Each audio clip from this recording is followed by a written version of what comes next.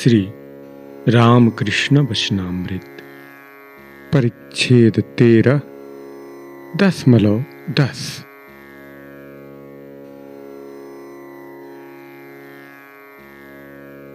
तव कथामृतं तप्तजीवनं कविभिरीडितं कल्मषापहं श्रवणमङ्गलम् श्रीमदाततं भुवि गृह्णन्ति ये भूरिदा जना भुवि गृह्णन्ति ये भूरिदा जना।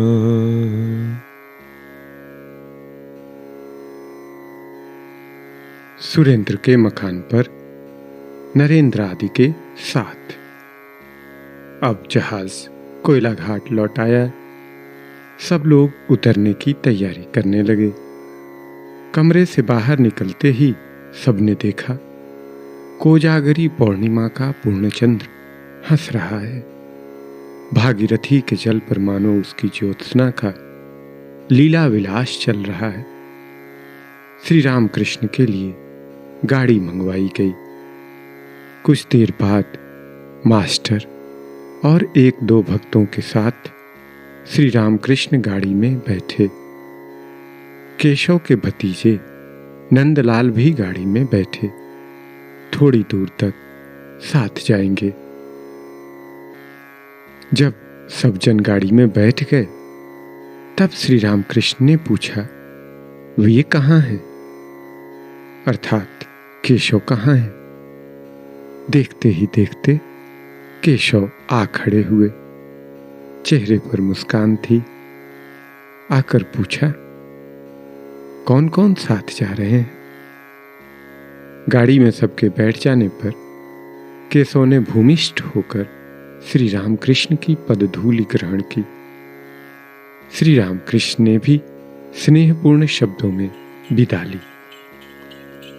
गाड़ी चलने लगी। यह अंग्रेजों का मोहल्ला है। सुंदर राजमार्ग है। दोनों ओर सुंदर सुंदर इमारतें हैं। पूर्णचंद्र उदित हुआ है।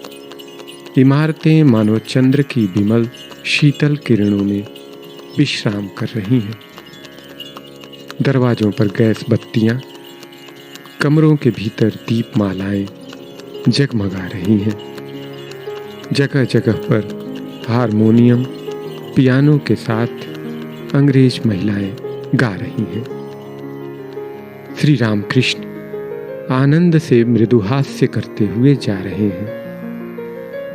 एक जगह एकाएक बोल उठे, मुझे प्यास लग रही, क्या किया जाए।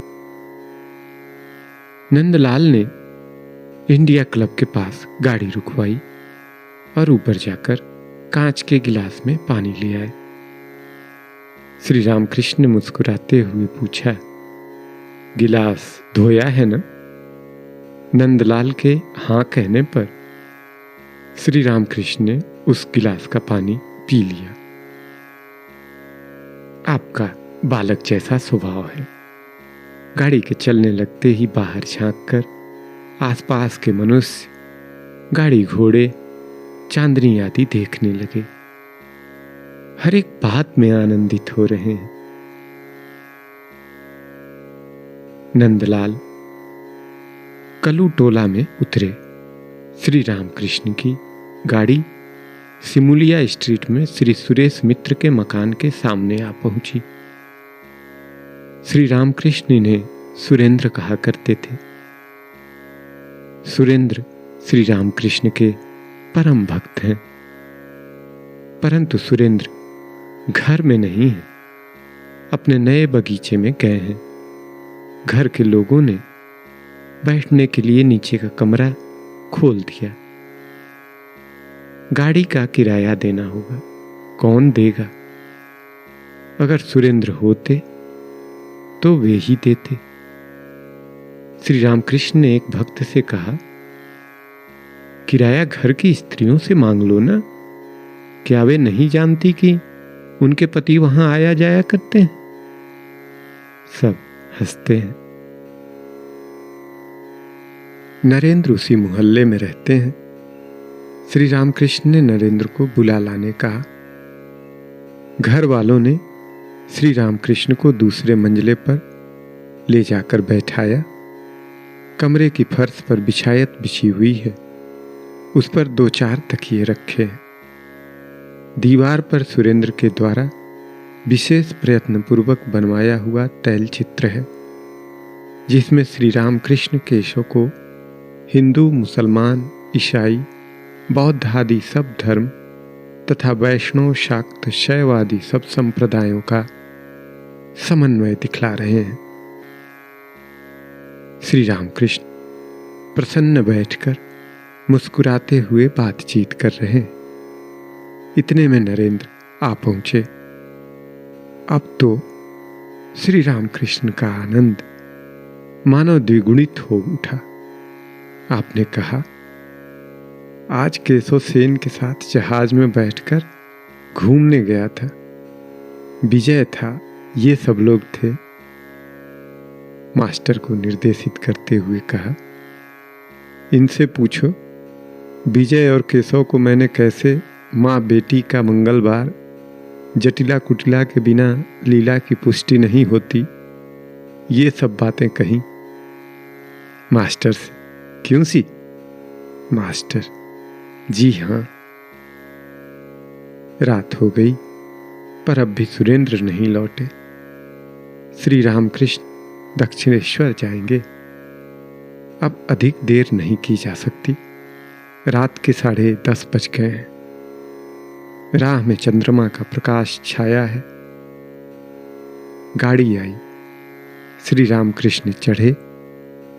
नरेंद्र और मास्टर ने उन्हें प्रणाम किया और दोनों कलकत्ते में अपने अपने घर लौटे। राम कृष्ण शरणं शरण्ये, राम कृष्ण शरणं, राम कृष्ण शरणं, राम कृष्ण शरणं शरण्ये।